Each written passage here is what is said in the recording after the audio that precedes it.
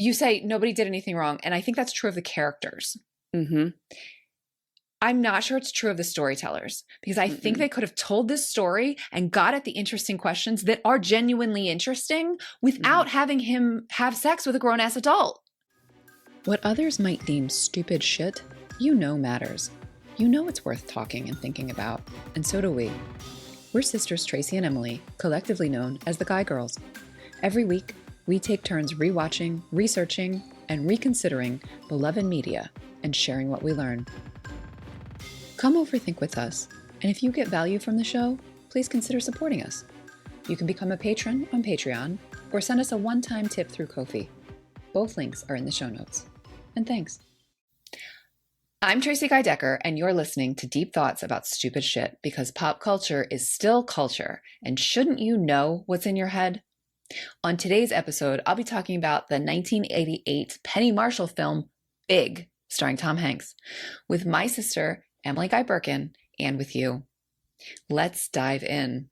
All right, Em, I know you've seen Big because I'm pretty sure we saw it together, but tell me what you remember about the film. I remember the giant piano and playing chopsticks with his feet. Mm-hmm. I remember being a little weirded out by the love story, even as a kid. Mm-hmm. And not getting, the first time I saw it, when he has the love interest stay over at his apartment. And she's like, can I stay over? He's like, okay, but I get to sleep on top. And it's because he had bunk beds. And not getting what she thought he meant. Yeah, he actually says, I get to be on top. Be on top. Yeah. And so like, it was years later, I was just like, oh, why is that in a kid's movie? I remember really thinking the Zoltar machine was really cool. And then this is like just how weird little Emily was wired. I remember feeling bad for the actor who played the kid version of Tom Hanks, because he's playing the main character, but he's got a smaller part than the kid playing his best friend. Billy, yeah. And so, like, I remember being like, it's this big break, but it's a minor part. So, I remember, like, the toy company. Oh, and when he gets his, again, this is, little future financial expert, like, when he gets his first paycheck and he's like, oh my God, that's so much money. Yeah. And I think even as a kid, I was like, how far is that going to go? Future financial expert. So, there are other little things like silly string and stuff like that. But, that's about the extent of it. I also, as I have gotten older, have been more disturbed by what his parents went through. Yeah. Since that is not silly, funny hijinks. So yeah, that's like there's quite a bit in there. There's a lot of furniture in my mind. So tell me, why are we talking about Big today? Yeah, this is one of the ones, like another one that I don't have any like super poignant stories about this one, but it is definitely one of the kind of comedies of our childhood that just really like, it took up a lot of imagination space at the time. Like I even have vague memories of talking, like the three of us, you, me, and Chris, our first cousin, about like what we would do if we could, make that wish, or if we could, have access to Zoltar to make a wish, or if we woke up one day and we're grown-ups. Like it was like fodder for a lot of like conversation and imagination. And so, while we're sort of doing this project, it ended up on the list, and I was like, yeah, let's check that one out. I haven't seen it in a long time. So here we are. So I think I want to talk about emotional intelligence and wonder and play, which this movie is all about. I also do want to talk about gender and sexuality, because the romance piece still, as a grown-up, yeah. So we'll get into that. And I think I'd also like to in terms of the gender question, I do, with you, want to talk about the fact that this film was directed by Penny Marshall. This was like her thing in a time when there were very few female directors, and still I'm not sure it passes Bechdel. And so like I want to talk about like that we talk about all the time, but sort of how that happens with even a female creator, that there's still like really lack of representation. That sense that, yeah, we'll let you play, but you got to play by our rules still. Yeah. Yeah. And in a lot of ways, I think Penny Marshall didn't play by the rules, but in some ways, obviously, like she still was. So anyway, I'd like to talk about that at least a little bit.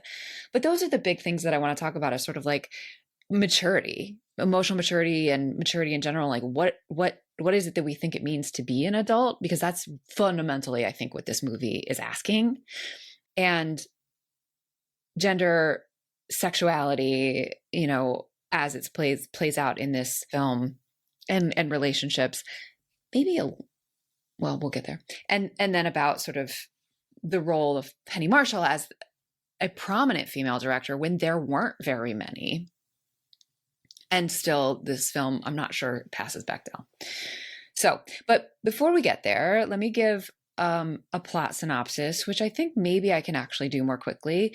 So we meet, maybe I can, I don't know. I'm not very good at it, as regular listeners know. So I feel like we start every, like, this will be quick this time.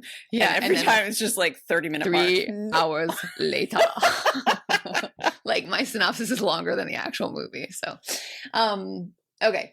So we meet Josh Baskin and his best friend, Billy. They're together all the times. They're next door neighbors. They're 13 years old, and they do 13-year-old boy stuff. So, you know, they're riding their bikes. They're singing this weird song that maybe they made up, but they know every single lyric, and they have like a little dance that goes with it. And we see them, they talk about one of their female teachers who, when she bends over, you can see down her blouse, and they're like, ooh, boobies. They don't say that, but that's the attitude.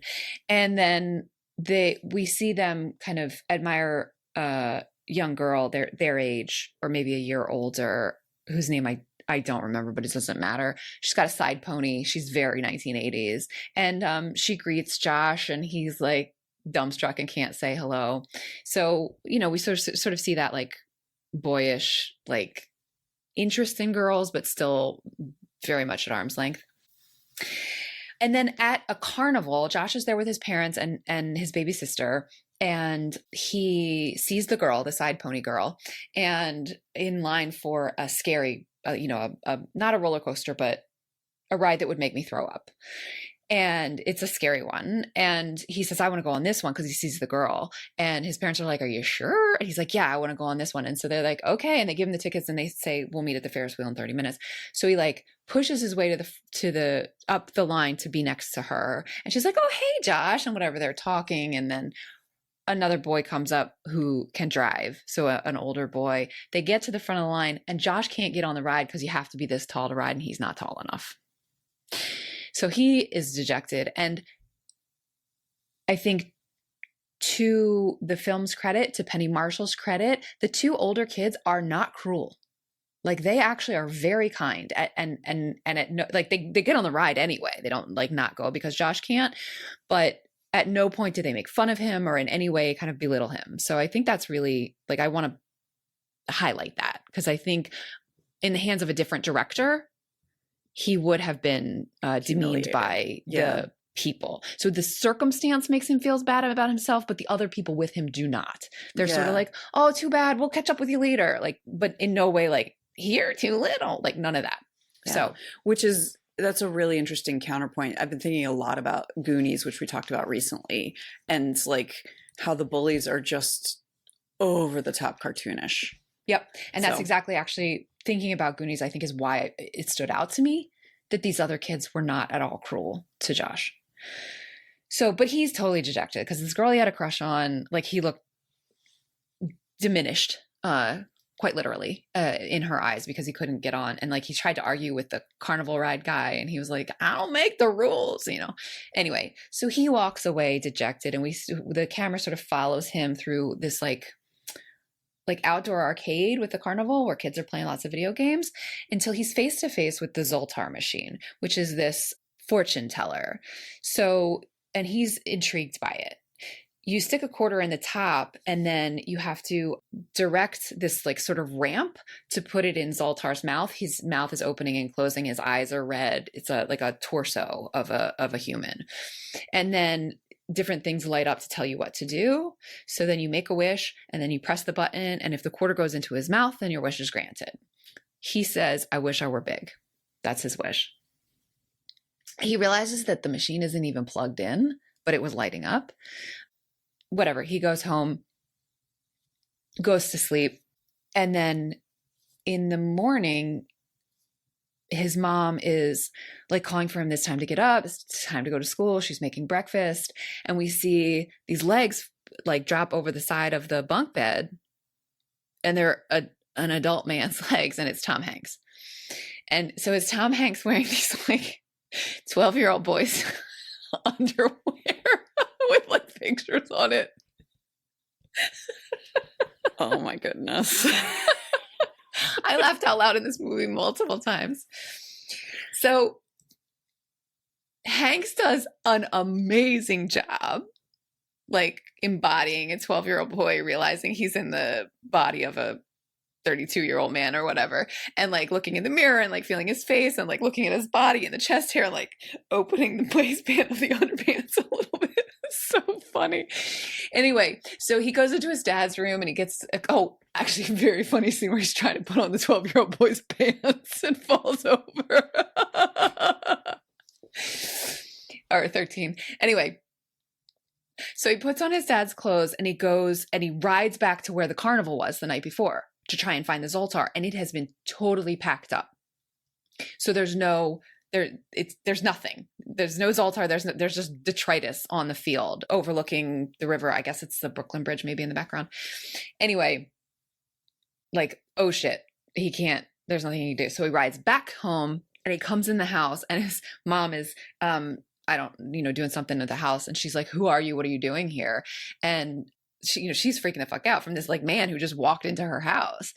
And at first he thinks that she's mad because he didn't wipe his feet because he just wants. So he goes back out, wipes his feet, comes back in, and she's like, what? Here, take the. She's like, throws her purse at him and like, and he's like, no, it's me, it's Josh. And he's trying to prove that he's him. So he's telling her all these details about Josh. And so she's like, what have you done with my son? So she basically chases him out. And is freaking out, thinks that her son has been kidnapped by this man. So that's the bit that you're like, as an adult, I'm like, oh man, that's not. It's disturbing. I have children about that age, and it's disturbing. I like to think now, like, they wouldn't recast my kid as Tom Hanks, right? I like to think that I'd recognize, like, you look like my kid, the older version of my kid. I mean, obviously, you're not expecting a 32-year-old man when your 13-year-old who went to bed that night, but still. Anyway, continue. So he goes and finds his friend Billy. He manages to convince Billy that he is himself with the silly song that they had been singing. So Billy believes him. So they cut school and they're going to go find the Zoltar. They look at all the like arcades and all the like sales places. They can't find Zoltar. So they go to public records to try and get a list of all the carnivals to try and find where the Zoltar might be. And it's going to take 6 weeks. So they set Josh up in this little like shitty motel where it's like $17.50 for a night and $10 deposit for the sheets. Like, it is bad. It is real bad. And Billy can't stay. So Josh is there by himself. And there's a very believable, plausible scene where Josh ends up as, Tom Hanks, the 13-year-old boy in Tom Hanks's body, like just curled up fetal on this nasty bed crying, which is very plausible and sweet.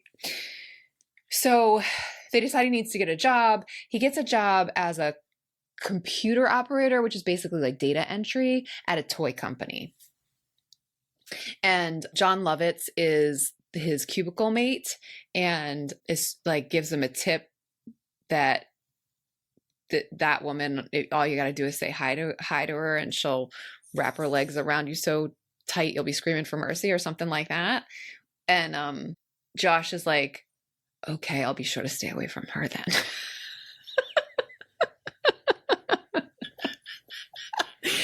Okay, that is so wholesome in some ways. You know, like that's, okay, yeah, that's kind of adorable. So it's an indictment of the toxic masculinity. Yeah, totally. You know, like that it's not learned at that age. Yet. Yeah. So in his first week on his job, maybe even the first day, he's like rushing around the corner and ends up like smacking like hard, like falls down on his butt into the owner of the company, Mr. McMillan. They work for McMillan Toys. And then two other people. It's Susan and Paul. So that's John Hurd as Paul and Elizabeth Perkins as Susan. And like paper scatter everywhere. And so Mr. McMillan is the big boss. And he's like, where are you rushing to? And Josh says, well, I got to get these papers to the Xerox room because they need it on by 5. And so Mr. McMillan is like, I'd like to see some hustle. Nice work. So anyway, they walk away. So that was establishing that Mr. McMillan has seen this dude. There's a moment he gets his first paycheck, as you remember, $187. And he and Billy spend it on like pizza and video games and stuff. And then he goes to FAO Schwartz on the weekend, like the big flagship store in New York, and he's just playing.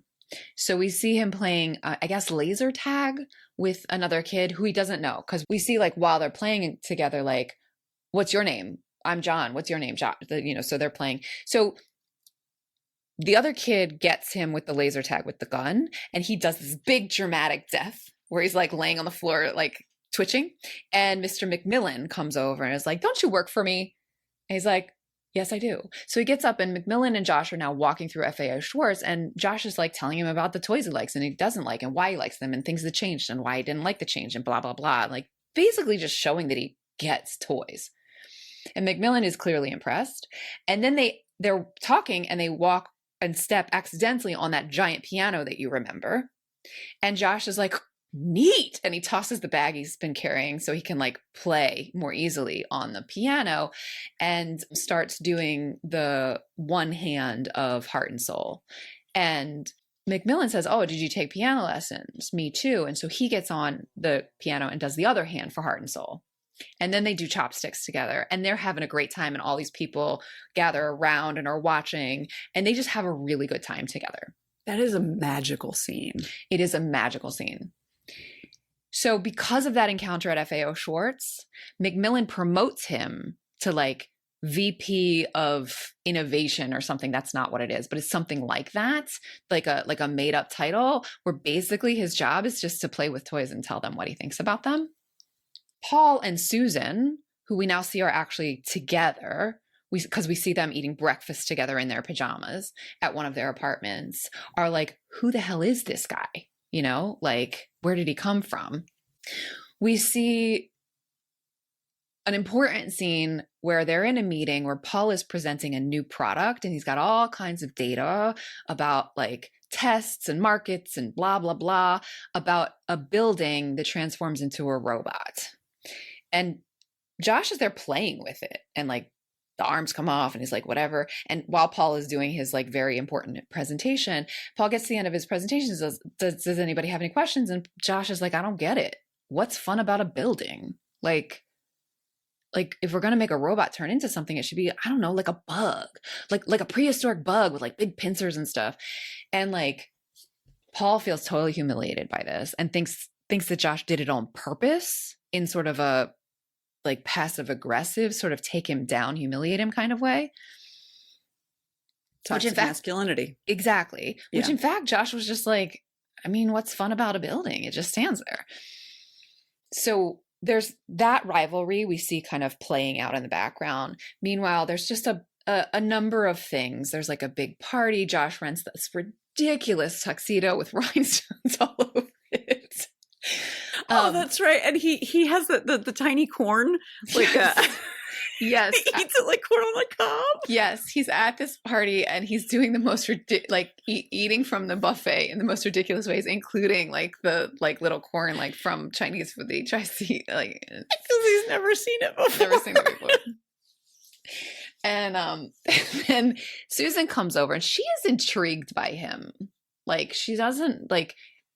I guess she maybe thought he did it on purpose too, although it was great ideas. Like she's intrigued by the good ideas, good toy ideas that he's got. So she comes over and she's sort of chatting him up and she's like, this is beluga, it's caviar. And she says, Macmillan flies it in every year. And so they each take some and Josh hates it. Like he like literally like gags and like spits it out, lets it fall out of his mouth. And he's like wiping his tongue with a napkin. Anyway, they leave and she has a car waiting outside. It's a limo. So they go and get in the limo and he's like playing with all of the things, like the door lock, up, down, up, down, up, down, up, down, and like the lights and whatever. He stands up, he says, ejector seat, and he stands up and puts his head out the his torso out the moonroof and invites her to do this, or sunroof, invites her to do the same. And they end up back at his house because he has since he got the VP job, he's moved out of the shithole and has rented this big loft apartment that he's filled with pinball machines and Pepsi machines and stuff. So they end up back at his apartment where that scene that you remember where she thinks that a romance is happening and she's like, maybe this is too early. And he's like, what's too early? And she's like, well, me staying over. And he's like, you mean like a sleepover? I mean, okay, but I get to be on top. It's really funny. So they go in and there's another magical scene. He's got a giant trampoline, like a full-size trampoline in this loft apartment. And they end up jumping on it. And she like has these like tiny little small jumps. He's like, no, do it for real. And they end up like, he has to really coax her and show her how to do like that it's okay to do it. But they end up like really like just jumping and having fun. And the camera actually goes from outside the apartment, like looking in the big windows. And she's like jumping and bouncing on her tush and bouncing back up. And she's like just having fun. So that happens. Paul gives her a hard time about having left with Josh the next day. Josh is getting more and more important and Billy like having less and less time for Billy. And then it's Josh's birthday. And Billy wants to do something else, but Josh has a date. And on that date, he goes back to Susan's and they start kissing.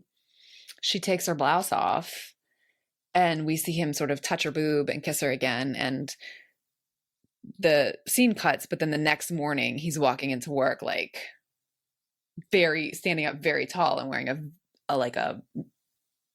his clothes have been getting better. And now they're really good, like well-tailored suit, and like asks for coffee from his secretary, Miss Patterson. Deborah Jo Rupp plays her, who is like, but you don't drink coffee. So we're meant to know that he had sex. So again, like more and more important, he's pitching a new idea he and Susan are working on. It's an electronic comic book. It's like a choose your own adventure kind of comic book, electronic that you could buy different things for. They're working on this pitch. She's trying to have a conversation about their relationship. He has no idea what is happening. Like there's a lot of those sorts of misunderstandings. Then Paul challenges him to like says, come with me. And they go and they play, I think it's racquet, but I don't know what it is. Some sort of racket game that's played outdoors. And at first Paul is beating him, but then he's pulling his own. And then Paul breaks his own rule because it was like over the line on a serve. And he definitely did say to Josh at the beginning, it has to be under the line for the serve or vice versa. And so Josh is like, no, it's my go because you said, and he's like, I didn't say that. And it turns into this ridiculous power struggle for the ball, like on the ground, like Josh, like trying to, because Tom Hanks is taller than John Hurd, so like trying to keep it away from him. And then, I mean, absolutely ridiculous, laugh out loud funny. And then we see Susan sort of tending him. And he says he didn't have to punch me. Anyway, she breaks up with, this is probably out of order. I do this every time, folks. I'm sorry. She breaks up with Paul and he's like, what does he have that I don't have? And she says, he's a grown-up, which is, I remember that line too, because it was just like, and intentional. I mean, intentionally, like, obviously. intentionally, but it's so funny in part because she has good reason for saying that. Right. Because, she even says when she's tending the punch, the broken, it's not a broken nose, but just like the wounds from the scuffle, she says to Josh, like, when he's like, why did he punch me? And she says, well, he's scared of you because you won't play his games. And he's like, I tried to play his game. He changed the rules, That scene probably happened before they had sex, now that I think about it, but it doesn't really matter. Anyway, he tries to tell her that he's actually a kid, and she thinks he's like breaking up with her. Like, we're all kids. You think there's not a scared little girl inside of me? And like, he's trying to explain. He wants to go home. He actually, like, Billy had confronted him and was like, what's wrong with you, man? Like, and because he's gotten into the whole, like, the rat race of this corporate life that he's living, and the presentations he has to do and the marketing reports he has to read. And he's like, Billy, this is important. And Billy's like, what? I'm your best friend. I'm 3 months older than you, asshole. And so he kind of like has this moment of realizing, like, yeah, he really does want to go home. So he's trying to explain to Susan what's going on. And obviously she doesn't believe him. So the next day, in the middle of the presentation for the comic book thing, Paul's a jerk and is like, I don't get it. But everybody else is like, no, it's actually really cool. And Josh is just like, I gotta go. And he just leaves because Billy has told him where to find the Zoltar. They got the results they got the stuff from the Consumer Affairs, and Billy knows where Zoltar is. So Josh just leaves, and Billy's outside and hears him go. And then Susan realizes, oh, he was telling me the truth. Like, somehow something clicks and she realizes he actually is a kid. So she follows him out, asks Billy where he's going. Billy's like, who the hell are you? And she's like, I'm his girlfriend. So Billy tells her. So she actually goes and meets him at the park where it is. He's just made the wish and they're talking about it. And he says, maybe you could come with me. And she's like, I don't want to do that again. I did it already. And she's like, how old are you? Like 15, 16? And he says, I'm 13. She drives him home to his house, and he's like walking toward the house and like waves at her. She looks down, looks back up, and it's the original actor, the child actor in Tom Hanks's suit. He goes into the house, and we hear the mom like squeal that he's home. And then the movie ends with Billy and Josh sort of back in their usual 13-year-old antics. So that was probably a little out of order. I don't think it really matters. He wished to be big. He had a grown-up experience. He wished to be small again. Or a child. Wished to be a kid again is actually the wish that's made. So that's the basic what happened. And so I guess the fundamental questions I think that Penny Marshall was interested in talking about were about adulting, though we wouldn't have said that in 1988. But sort of like, what does it mean to be an adult and mature, and like, what is maturity actually? Like, I think those are the questions that Penny Marshall was interested in with this film. And I think she asks them in interesting ways, right? By having Susan say what she likes about Josh, who is in fact 13, that he's a grown-up. Mm-hmm. Like, that's a fundamental indictment of the kind of politicking that we do as adults for power and status. Right? Josh doesn't do that. It doesn't occur to him to do that. And Susan reads that as mature. Mm-hmm. And so I think like Marshall was sort of asking us to think about what actually is maturity, right? So I think that's really interesting. I think she also, like, part and parcel with that was sort of a invitation to adults to play. Mm-hmm. right? And to remember just what is generative and joyful and wonderful about play. Mm-hmm. Because that's like, Josh just plays all the time. And in with fact, no agenda. With no agenda. It's just for the joy of it. Right. And in fact, at one point, Paul and Susan are in the car together before they've broken up, and the like stock market reporter is on or something on the radio, and she starts messing with it to put it on music. And he's like, "Why are you always playing with things?" And she just sort of giggles. So like that, it's text and subtext, this idea of play and what play does for us. I think Mr. McMillan is kind of a minor character, but in some ways like really important. Like he's someone that is very successful, owns this toy company, right? That everybody's jockeying for his approval and like access to him. And he has never lost his sense of play. Like he actually tells Josh when they run into each other at FAO Schwartz that he goes there every Sunday to actually, because marketing reports can't tell you what you can see in the toy store. Mm-hmm. At which point Josh says, "What's a marketing report?" And McMillan's like, "Exactly." That fits, talking about realism in a movie about magically becoming an adult, but it makes sense that the successful CEO of a toy company would be someone who is able to balance the ability to maintain that childlike wonder and sense of play and joy with the business requireminto being able to read, like he can read a marketing report. Yeah. And he also, So, and he knows where those fit into this successful. And that's like, in some ways that gives us, this is what it looks like to be a successful adult. Mm-hmm. Mm-hmm. Is to be able to maintain that childlike wonder while also understanding what your adult responsibilities are. Yeah. Yeah. And like McMillan allows himself to play.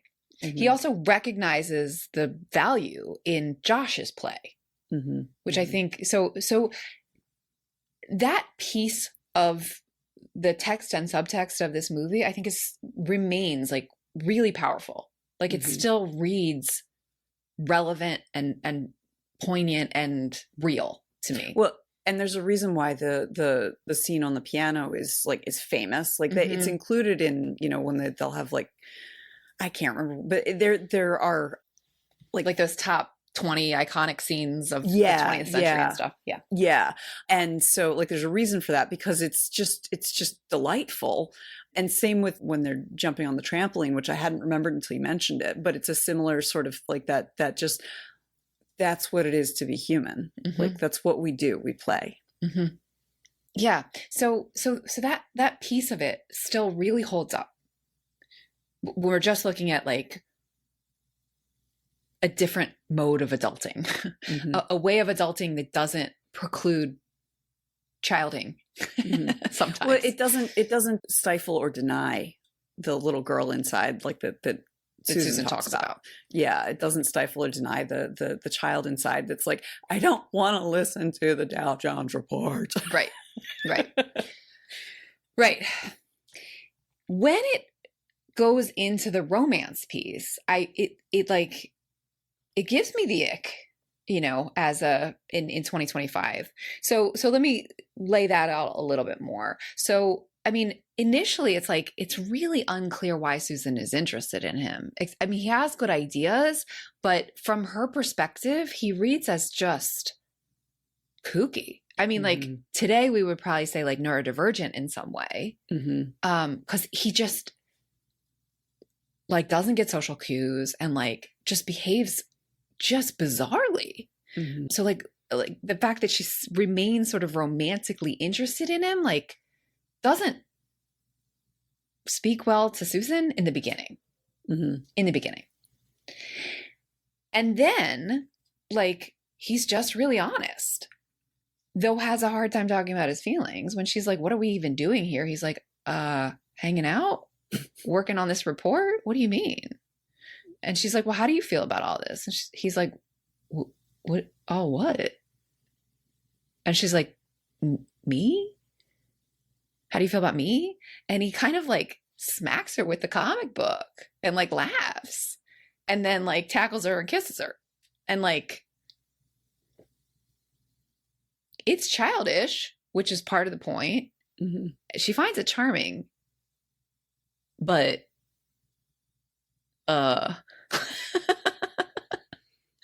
it's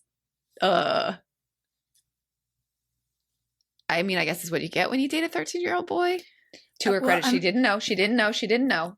That's one thing I want to say. Like in this film, like nobody does anything wrong. Nobody does anything wrong. Totally, totally. Like it's so inappropriate, but nobody has done anything that they shouldn't. Agreed. Yeah. I'm not mad at Susan. Yeah. But then there's a scene. They're at a dinner party, and one of the, I guess the host's kid is about Josh's age and needs help with his homework. And Dad's like, we've got guests. I can't help you right now. But Josh is like, oh, I can help with algebra. And he like goes in the kid's room and is like helping him, like using sports metaphors to help him understand algebra. Mm-hmm. And Susan and I don't know if it's the kid's mom or another woman, like come and they're kind of looking, like watching. Mm-hmm. And the other woman says to Susan, you're right. He's wonderful. And I'm speaking in draft here. I don't have this fully like thought out, but there's something that both simultaneously rings true and icks me out about that whole setup, right? That multiple women are like, this man who is in fact a 13-year-old boy is the man I'm looking for. Mm-hmm. The thing that rings true, I think, is exactly what Penny Marshall was going for, that there's a level of honesty and authenticity that we learn as adults to manage, hide, perform behind. Mm-hmm. Like we put things in front of how we actually feel as adults because we're supposed to, that a 13-year-old hasn't quite learned to do yet. And I think the point Marshall was making is that is worthy of rediscovering in oneself. Yeah. And to be desired and like maybe a better and more authentic way to be in relationship. Mm-hmm. Mm-hmm. And so that's the part that rings true. But it's still a 13-year-old boy who they are ultimately like pining after. Mm-hmm. And that gets to like, there is an expectation for women to mother the men in their lives. Yeah. And thank you for saying that. Carry on. So part of the ick is that she is drawn to his childlike nature, both in a positive way, like you're describing, because she's drawn to his authenticity that is childlike. But there is also the like, oh, someone needs to take care of this man. Yes. Aspect of being drawn to his childlike nature. Yes. Like, oh, he doesn't get it. I can save him. Thank you for saying that, because I wasn't putting that together, but I think you were exactly right. And part of the way that I know you're right is because if Marshall had made this movie gender swapped, there is nothing cool about the relationship between the 13-year-old girl and an adult woman's body and an adult man. There is nothing charming or like, I don't even like, it just sticks me out that way. Well, and because like we don't actually have to put a 13-year-old girl in an adult woman's body for that to be reality. Maybe. Yeah. Like we already get like Lolita adult men telling well, and we get adult men telling young women like, you're so mature for your age, you're so authentic, you're an old soul. Like we get that already. I have personally experienced it. Right. Yeah. So I think that the parenting aspect of it that you named, thank you for naming it, I think is a big part of the ick for me, is that like what message that I don't think Marshall was creating that message. I think we have been given it as women. I think Marshall was reflecting something that's authentically in the culture, but I don't like it. I don't like it. Yeah. Even the her like tending him after like the fight with Paul, there is that like caretaking of a man who can't take care of himself. Yeah, and that's the moment that she realizes when she's caring for him after Paul has had that ridiculous scuffle. That's the moment that makes her break up with Paul. So yeah, for sure. Ugh. Oh, okay. Ugh, gross. And like I have to say too, like, you say nobody did anything wrong, and I think that's true of the characters. I'm not sure it's true of the storytellers, because I think they could have told this story and got at the interesting questions that are genuinely interesting without having him have sex with a grown-ass adult. Yeah. Well, one of the things I'm thinking, the moment you mentioned on the trampoline and how magical it is, like, that is something where I could see even having Susan interested in Josh, but never getting to that point, because frankly, like, how is a 13-year-old boy, like, when that happens, him not going like, whoa, I'm not ready for this? Like, because that also buys into the idea that, like, boys are just, you just give them a reason, just give them an excuse, just give them a stiff breeze. Yeah. Rather than it being like he is not emotionally ready for this. Well, especially since, like, we saw in the first scene before he was big, before he was Tom Hanks, that, like, the girl with the side pony said, "Hi, Josh," and he could barely speak. Yes. Like, Billy had to be like, he says hi back. Yes. And that's appropriate because he's 13. He's 13. So, like, Susan didn't do anything wrong. Josh didn't do anything wrong, except I think the storytellers did Josh dirty by making it seem like he was capable of accepting that kind of advance. Right. Which the movie makers were solving their own problem, which is there needs to be a romance, rather than solving the character's problem, which is like, wow, this is really cool, but I can't. Right. That would have been in character. Right. And in fact, at the very end, when she realizes, she knows that it's real, that he is in fact a kid, but he's already made the wish. So they're at the sort of sea park where the Zoltar is. He says, "There's a million reasons why I should go back and only one why I should stay. And that's you." Which is not what a 13-year-old boy would say. No. It felt like, even as, I don't know, it just felt out of character. It felt like what Susan would want to hear, as opposed to what Josh would actually say. Yeah. And not for nothing, the fact that I was icked out by it, watching it when I was a child, when I was at my most credulous about stories, like, if it's in the story, then that means it's right, because it's in the story, tells me that this is the wrong note. So, like, that this is something that was put in to solve a problem other than the story's problem. Yeah. Because in fact, some of the funniest moments are when Josh either accidentally says something like I get to be on top, or like totally doesn't understand sexual innuendo, like she'll wrap her legs around you so tight you'll be screaming for mercy, or whatever the hell it is that John Lovett says. There are others like that. Like those are the funniest moments. And so that kid who reacted that, anyway, I think I've said what I need to say. I don't think we needed the sexual component of the relationship between Susan and Josh for this story. And I actually think it would have been a stronger story if it weren't there. And it would have made Susan really think about, it does.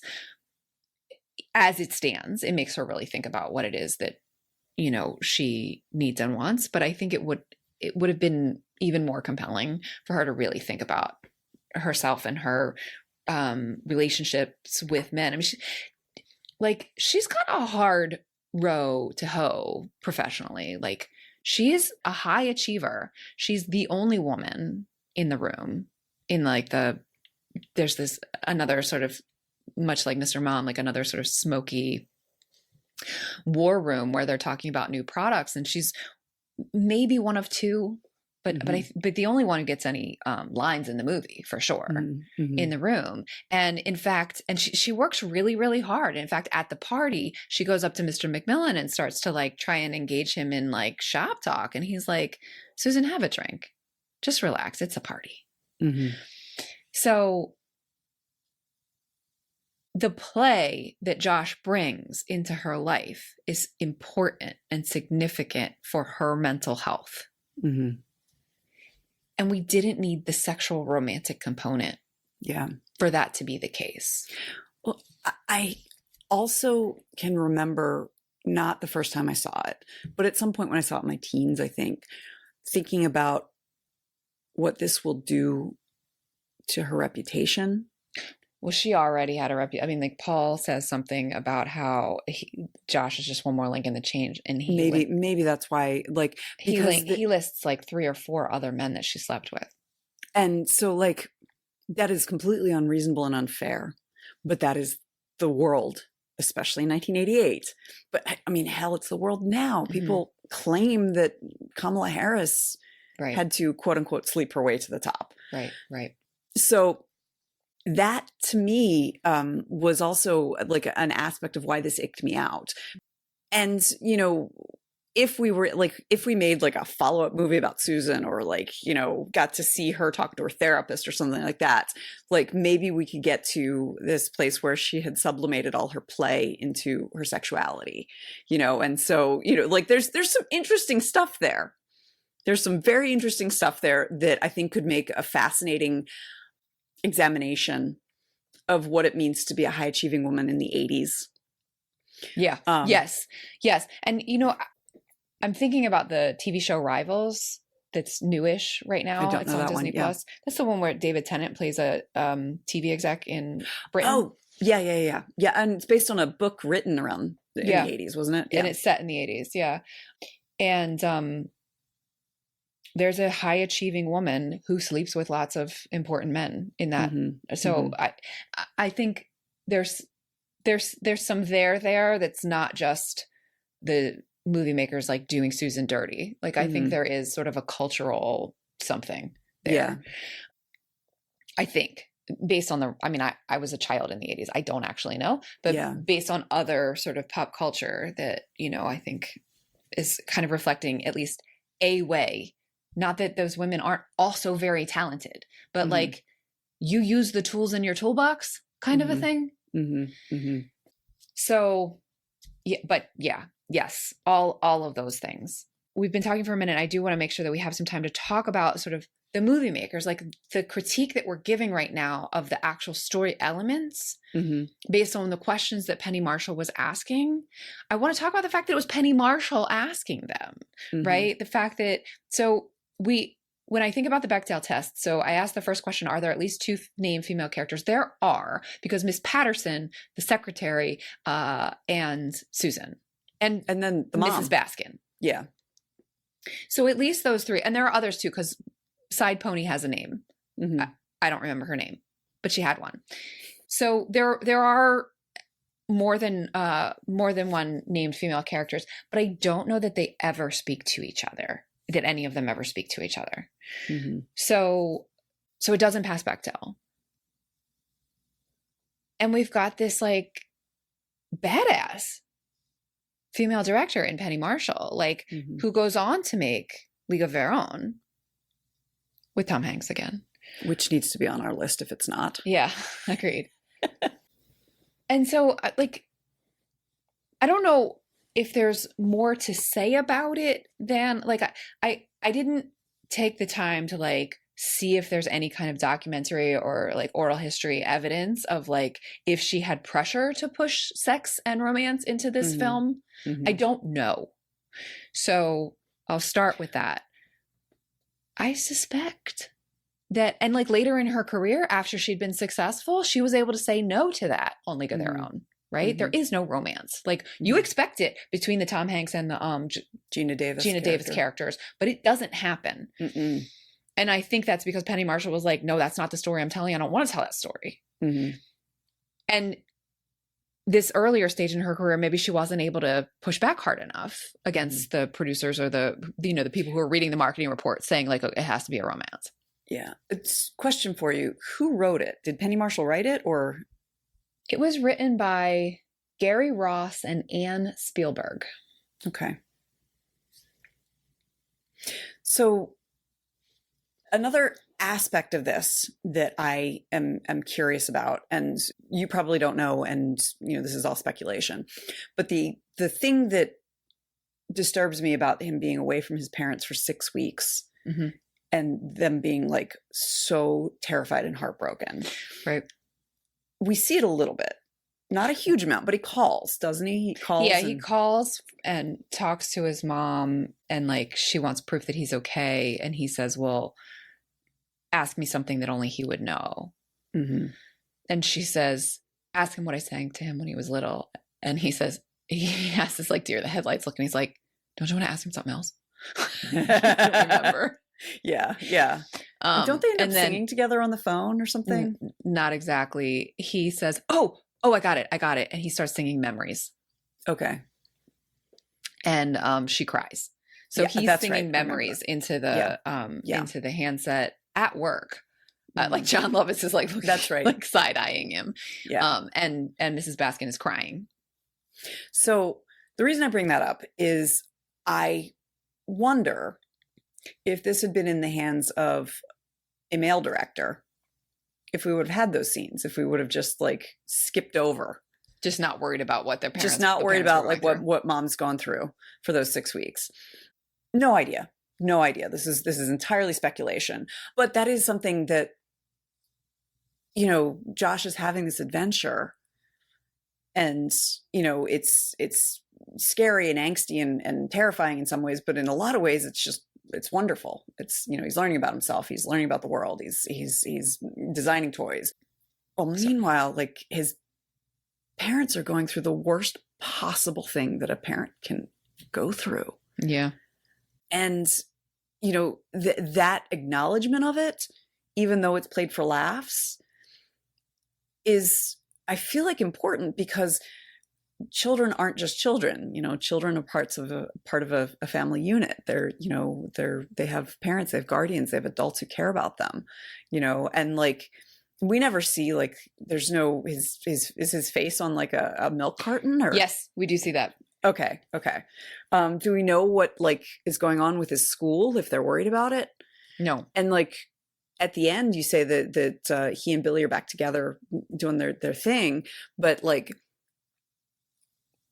would his parents be like super paranoid and overprotective from that point on? Would they let him go out and ride bikes by himself? I mean, like, this is going to really affect the rest of his life and his little sister's life. Yeah. They're going to be so overprotective.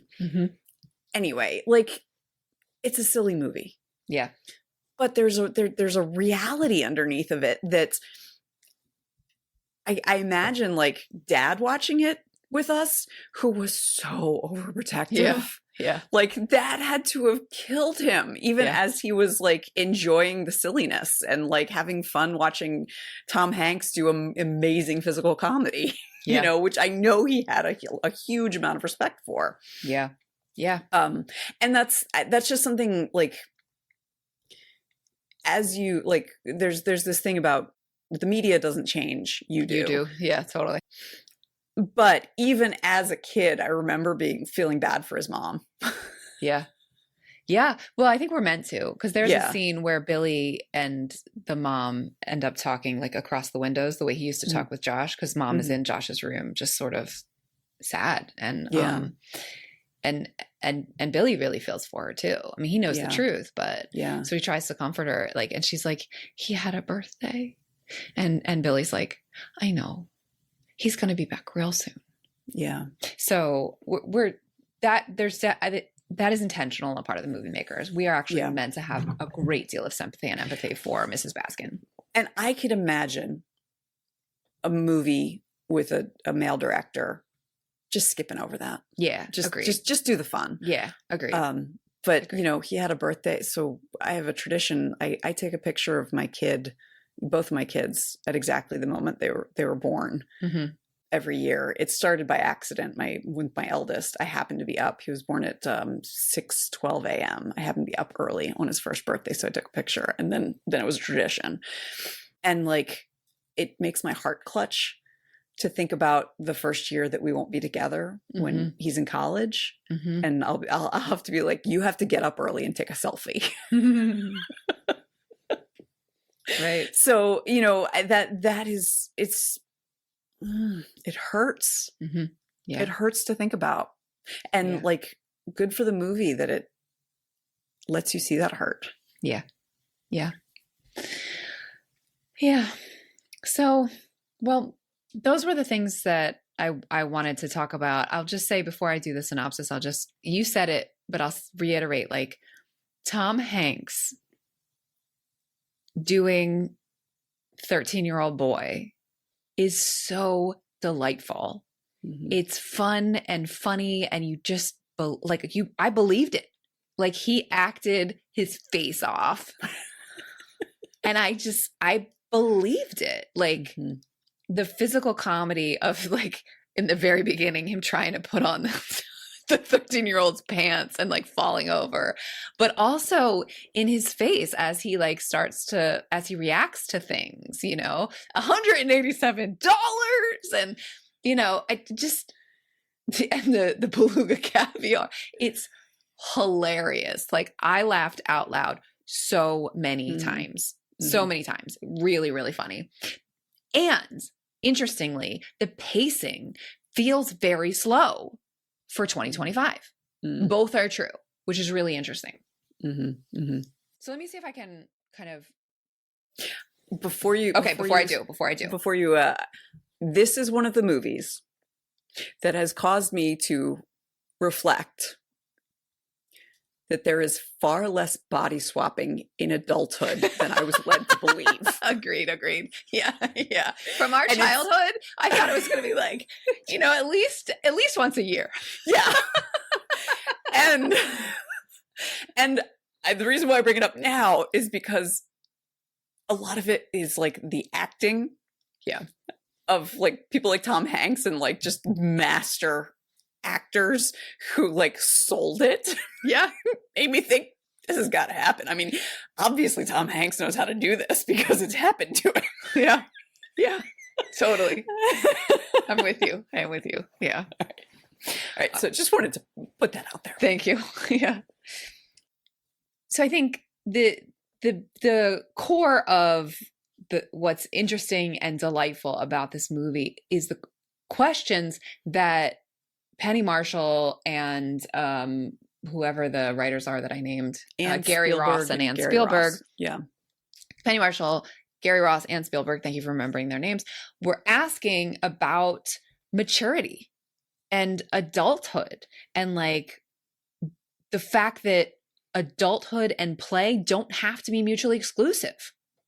And I think those questions and those hypotheses that they were putting forward remain relevant and fascinating and fun. And I think we still have something to learn from the idea that tapping into our inner 13-year-old now and then, and like putting aside the jockeying for status and position, is not just like worth doing, but actually healthy and to be desired. And I think that remains like really powerful and delightful in this film. That's I recently had a friend mentioning that she's in a rut, and it's not like depression exactly, it's just a rut. And the advice I gave her was, when I feel like that, is I think back to what did, you know, young Emily, child Emily, love to do that I don't do anymore. And go do that. Mm-hmm. And that like, it just reconnects me with a part of myself that gets neglected. Yeah. Yeah. Put another way, I have sometimes said joy is for grownups. Mm-hmm. Yeah. Yes. So But that tricks are for kids. tricks are for kids, but joy is for grownups. So that's a thing that I think feels really important. And part and parcel with that is an indictment of the toxic masculinity that creates sort of rivalries and like intentional humiliation Mm-hmm. and intentional sort of like diminishing people, especially in front of other powerful people. Like there's a complete indictment of that in John Hurd's Paul and the way that he responds to Josh, Tom Hanks' Josh. Oh, well, and then you mentioned early that to the movie's credit and to their credit, the older kids, when Josh is too small to get on the ride, are not cruel and do not humiliate him. So Right. like it's an indictment, which is not necessarily true. I mean, kids can be cruel, but it's making it clear that that is immaturity that is embraced by adults. Right. Yes. Right. So thank you for putting those two in conversation. I think you're right. I think that's important to note the difference between the kids at the ride and Paul. Mm-hmm. Yeah. So all of that feels really remains, it holds up in the backward look. The piece of the adult childlike thing that doesn't is the romance and sexual relationship between Josh and Susan. Susan's a grown-ass adult. And Josh is a 13-year-old boy, despite the fact that he's wearing Tom Hanks's body. And so the romance between them, like, is the sex between them in particular, but the romance also is icky, both because, like, Josh was not in a place where he was emotionally mature enough to be having a sexual relationship. And because when Susan and the other woman are sort of like, he's wonderful, like, this is a desirable person, like, it feeds and is fed by the notion that women are that a parental type relationship, a mother type relationship with a romantic partner is something to be desired. You pointed that out, and I'm grateful to you for naming it explicitly, because I wasn't quite wrapping my arms around what was icky about the romance, but that's it. And we noted that if the genders were swapped, it's clear that that's icky, in part because adult men do that to girls all the time to try and justify sexual attraction, which is obviously icky. So that piece of it feels uncomfortable and inappropriate by today's eyes in ways that, as we pointed out, the characters don't do anything wrong, but the storytellers did. Maybe. And I want to give Penny Marshall the benefit of the doubt, and even Gary Ross and Ann Spielberg, that they were getting pressure from sort of execs who were reading marketing reports and said that romance and sex were necessary in order to sell a movie, and not actually that they thought that that was serving the story, because it actually feels out of character that Josh would go through with it. And then later, the way that Josh talks about Susan, when he says there are a million reasons for me to go back, that is to being a kid, and only one to stay, and that's you, that just doesn't read true to me anymore. Yeah. And then, like, part of what I just said, we talked about kind of at the end, where we were wondering, like, in the hands of a male director, how this would have been different, or if Penny Marshall had felt truly free to make the movie without constraints of like what the studio wanted, what might have been different. Like, as this very powerful, for the 80s, I mean, she was one of very, very few successful female directors in 88. And we noted that she went on to make League of Their Own, that eschews a romance, even though there's an obvious pairing. It does not do that in League of Their Own, which we are putting on the list. And this movie does. And in League of Their Own, at least they would have been age appropriate, right? So that's like a question that we'll probably never know the answer to, but it's kind of interesting to speculate about. I feel like I'm missing something. What am I missing, Em? Well, we talked a little bit about the place of the parenting in this, in Mrs. Baskin's heartbreak, and how we did get a window to that in this film. And not sure if we would have in a different director's hands. Right. Okay. Any final thoughts? Just want to reiterate the magic that we talk about in specifically the piano and the trampoline scenes. And part of what's magical is accepting joy. The power of play.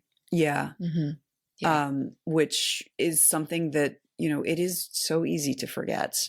And part of why Tom Hanks is a beloved actor is in this film. I mean, he's all in playing a 13-year-old in an adult body, but it is kind of like the power of play and the accepting joy is something that you kind of need to do wholeheartedly, which I think is also what you need to do to act, to act as well and as masterfully as Tom Hanks does. And so it's that wholeheartedness, that complete acceptance of the moment that you're in is why Tom Hanks is so beloved as an actor, why he's so good as an actor, and why he's so enduring. He started off in Bosom Buddies with Peter Scolari, and, it was a sitcom. Yeah. And, he has gone on to make things that are Oscar winning and amazing, because there is within him that spark of Josh Baskin, which is I'm in it entirely. Yeah. And, that's what actors do. And, some of it has to do with particular skill and ability and stuff like that. But I think a lot of it can be about that willingness to let go. Yeah. And that's what we're seeing in those two scenes. Yeah. Cool. Well, next week, you are bringing me some deep thoughts. Yes, I am bringing you my deep thoughts on Chasing Amy, the Kevin Smith film. Have you ever seen it? I have read about it. I have not seen it. I've seen other Kevin Smith films. I have not seen that one.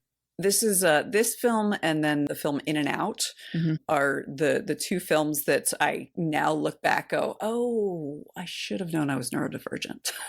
Those are my reactions to those. Interesting. All right. Well, I'll look forward to hearing that then. So I'll tell you all about it next week.